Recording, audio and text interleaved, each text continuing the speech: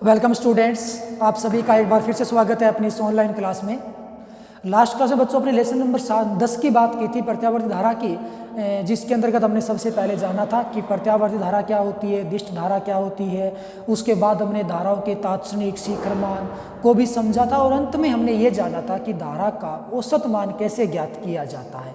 इसी कड़ी में बच्चों आज अपनी बात करने वाले हैं कि एक पूरे चक्कर में धारा का औसत मान कैसे ज्ञात होगा।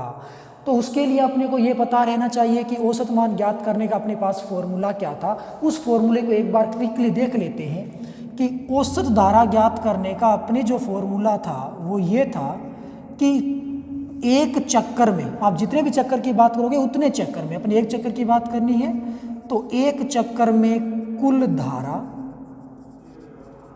बटे कुल समय। ओके, तो कुल धारा कैसे निकालते हो? इंटीग्रेशन करना होगा पूरे चक्कर के लिए, किसका? तात्क्षणिक धारा का। आई नोट साइन ओमेगा टी और यहाँ पे क्या आ गया डी टी, और बटे में कुल समय कितना लगता है उसका लगा देते हैं भाग। तो ये सिंपल सा एक तरीका होता है संपूर्ण चक्कर में औसत धारा का मान ज्ञात करने का। इसके लिए बच्चों एक आवश्यक शर्त ये हो गई कि यदि आपको औसत धारा ज्ञात करनी है तो आपके पास उतने समय की तात्क्षणिक धारा होनी चाहिए, और तात्क्षणिक धारा i naught sine omega t हमेशा फिक्स होती है। वोल्टता की बात करेंगे तो v naught sine omega t होता है, ये भी वैल्यू फिक्स होती है। तो उसके आधार पे आपके पास यदि तात्क्षणिक मान निकल के आ गया या तात्क्षणिक मान आपको पता है और जितने भी समय की आपको धारा या वोल्टता ज्ञात करनी होती है उस धारा या वोल्टता, तो वो यहाँ पे लिमिट लगा देते हैं और लिमिट का अंतराल ही यहाँ पे कुल समय निकल के आता है। यानी कि जितने समय की आपने बात की, जितने चक्कर की आपने बात की, उतने चक्कर में कितना समय लगा था वो यहाँ पे आ जाता है। और यहाँ पे जो लगने वाला कुल समय होता है ना, वो हमेशा इस अपर लिमिट और लोअर लिमिट के घटाव से प्राप्त हो जाता है। यानी कि दोनों का अंतराल है वही यहाँ पे क्या बनता है, टोटल समय बनता है। तो इसी सूत्र की सहायता से आप इस लेसन में कम से कम 8 से 10 औसत मान आप निकाल पाओगे। सिंपल एक कॉमन फॉर्मूला होगा। तो आइए अपनी बात कर लेते हैं कि एक संपूर्ण चक्र में औसत धारा का कितना मान होगा। और जैसा कि मैंने कहा कि औसत मान ज्ञात करने के लिए आपको किसकी जरूरत पड़ेगी? तात्क्षणिक मान की जरूरत पड़ेगी। तो हम क्या कहेंगे, चूंकि धारा का तात्क्षणिक मान, धारा का तात्क्षणिक मान क्या होगा? आई बराबर आई नोट साइन ओमेगा टी, ये हो गया। औसत मान आपको ज्ञात करना है तो औसत मान कैसे निकाल दोगे? अतः औसत मान क्या हो जाएगा? ये बन जाएगा, पूरे समय की बात करेंगे तो देख पूरे चक्कर की यदि अपने बात करें तो पूरे चक्कर में कुल समय कितना लगता है जी? Capital T. पूरे चक्कर में आवर्तकाल के तुल्य समय लगता है, तो 0 से लेके कैपिटल टी का यहाँ पे इंटीग्रेशन लिमिट आ जाएगा और तात्क्षणिक मान का हमने कर दिया इंटीग्रेशन टी के रिस्पेक्ट में। बटे में आ जाता है कुल समय, तो t - 0 t बचेगा। ठीक है जी, कुल समय t लगता है पूरे चक्कर में। अब आप इसको सोल्व कर लो तो आई एवरेज बराबर क्या आ जाता है? आई नोट एज ए कॉन्स्टेंट बाहर, बटे में t एज ए कॉन्स्टेंट बाहर, तो आई नोट बटे टी। इंटीग्रेशन किसका होगा? साइन ओमेगा टी का होगा जी। ओके, और 0 से कैपिटल टी की लिमिट आ जाएगी।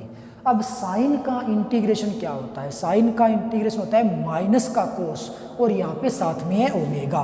तो आप क्या करोगे, आई एवरेज निकालोगे तो ये आ जाएगा आई नोट बटे में टी, और साइन का होता है जी माइनस का कोस ओमेगा टी, और ओमेगा टी का दोबारा करोगे तो बटे में ओमेगा टी, यानी कि बटे में ओमेगा और आ जाता है, और लिमिट रहती है 0 से टी की। तो ये यहाँ पे कंडीशन निकल के आएगी। ओके, अब अपने क्या करेंगे, इस ओमेगा टी के स्थान पे ये जो टी दिखाई दे रहा है आपको, टी के स्थान पे कैपिटल टी पुट करो, फिर टी के स्थान पे 0 पुट करो, यानी कि लिमिट पुट करनी है। तो लिमिट पुट करने पर जो आई एवरेज निकल के आएगा वो कितना आएगा? आई नोट बटे टी, और माइनस को बच्चों अपने एक बार बाहर ले लेते हैं तो ये कितना बचेगा, और ओमेगा को भी एक बार बाहर ले लो।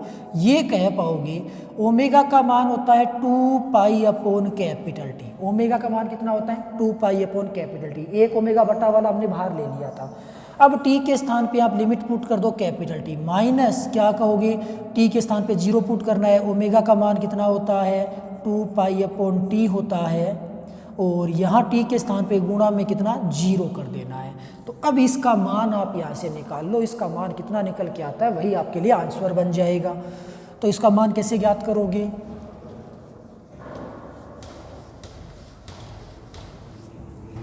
इसका मान निकालने के लिए आई एवरेज इज इक्वल बन जाएगा आई नोट बटे टी ओमेगा, माइनस के साथ है,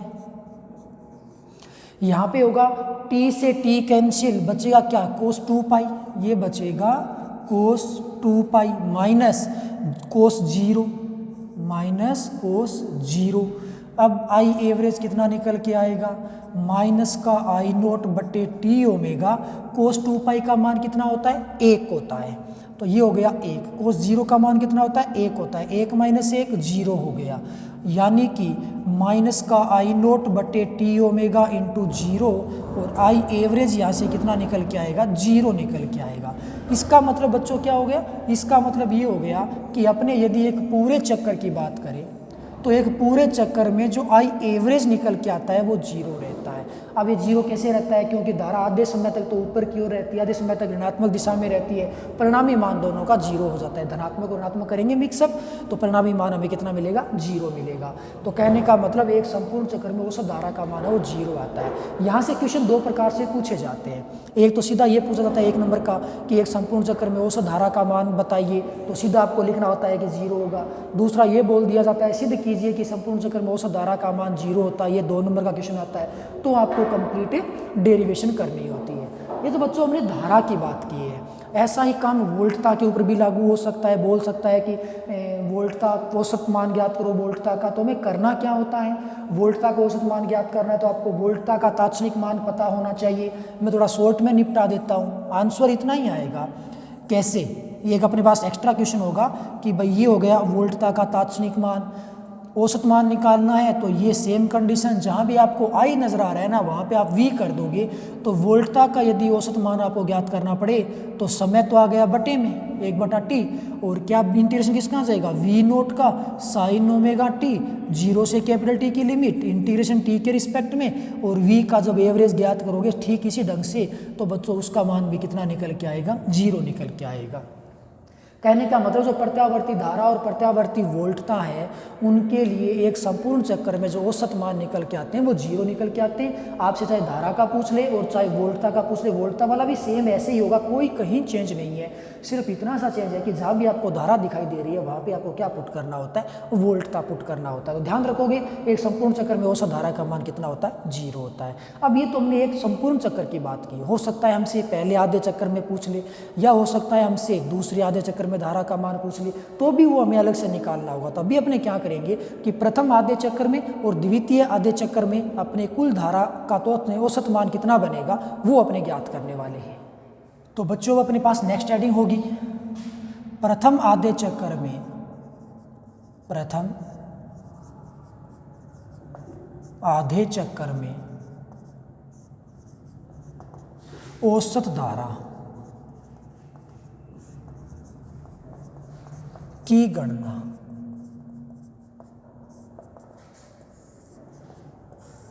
ओके, चाहे आपको कितने भी चक्कर में धारा ज्ञात करनी पड़े, आपको तात्क्षणिक धारा पता होनी चाहिए, तात्क्षणिक मान पता होना चाहिए, क्योंकि तात्क्षणिक धारा जानते हो कितनी होती है? आई बराबर आई नोट साइन ओमेगा टी होता है। अतः औसत धारा निकाल पाओगे। औसत धारा कैसे निकालोगे? आई एवरेज इज इक्वल आएगा, तो यहाँ अपने तात्क्षणिक धारा इस प्रकार से रखेंगे, 0 से t की लिमिट आ जाएगी आई नोट साइन ओमेगा टी, और ये बन गया dt, और बटे में लगाना होता है कुल समय। बटे में क्या जाएगा? यहाँ पे हमें क्या करना है? आधे चक्र की बात कर रही है तो t/2 समय आएगा। ओके, बटे में समय आएगा कितना? t/2। तो आई नोट और t/2 तो एज ए कॉमन बाहर आ जाएगा, तो आई एवरेज कितना बन जाएगा? आई नोट बटे t/2, 2 ऊपर चला जाएगा, तो 0 से t/2 का इंटीग्रेशन, ये कितना बचेगा? Sign omega T dt। Same काम पहले जैसा होना है, कुछ भी चेंज नहीं है यहाँ पे। अब क्या करोगे? साइन ओमेगा टी का इंटीग्रेशन कर दो, तो साइन ओमेगा टी की का इंटीग्रेशन बच्चों कितना होता है? 2i0 बटे टी, तो बाहर था ही साइन का होता है माइनस का कोस, माइनस अपने एक बार के लिए बाहर ले लेते हैं तो कितना बनेगा कोस ओमेगा टी, और बटे में ओमेगा और आ जाएगा, और लिमिट कितनी है 0 से t/2 आ गई। अब क्या करोगे, ओमेगा के स्थान पे वैल्यू पुट कर दो, टी के लिए लिमिट पुट कर दो, तो आई एवरेज कितना बन जाता है 2i0 बटे टी, बाहर माइनस का निशान था।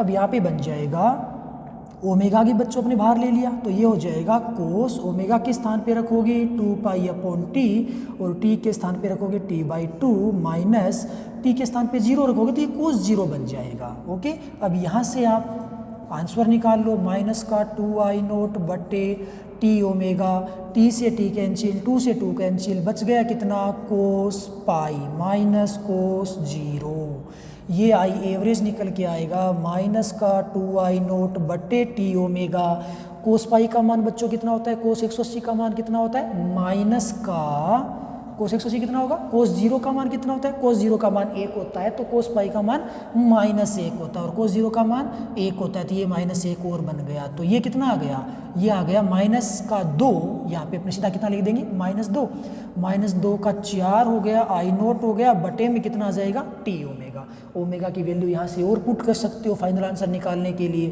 तो ये कितना आ जाता है, तो यहाँ से ओमेगा की वैल्यू पुट कर देते हैं, तो माइनस का 4i0 बटे टी इंटू ओमेगा का मान होता है 2π/टी, तो टी से टी कैंसिल, 2 से 4 कैंसिल, तो आई एवरेज यहाँ से कितना बचता है माइनस का 2i0 बटे पाई बचता है, पाई का मान पुट कर दो 3.14 के हिसाब से, तो आई एवरेज अपने कितना निकल के आएगा, यहाँ पे क्या करोगे 2 के अंदर 3.14 का भाग लगाओगे, तो माइनस का ये कितना होगा, ये माइनस आ क्यों रहा है, ये माइनस माइनस बच्चों खत्म हो रहा था, प्लस बन रहा था, ये वैल्यू प्लस बन रही है, माइनस और माइनस का मल्टीप्लाई किया ना प्लस बना, तो ये माइनस खत्म हो गया, 2 के अंदर 3.14 का भाग लगाओगे तो 0.636 i0 मान निकल के आता है, जो कि अपने पास फाइनल आंसर होगा। तो आप क्या समझे कि यहाँ पे i0 है वो अधिकतम धारा है, I है वो एवरेज धारा है, तो प्रथम आधे चक्कर में जो धारा का मान होता है वो अधिकतम धारा का 0.636 मल्टीप्लाई होता है,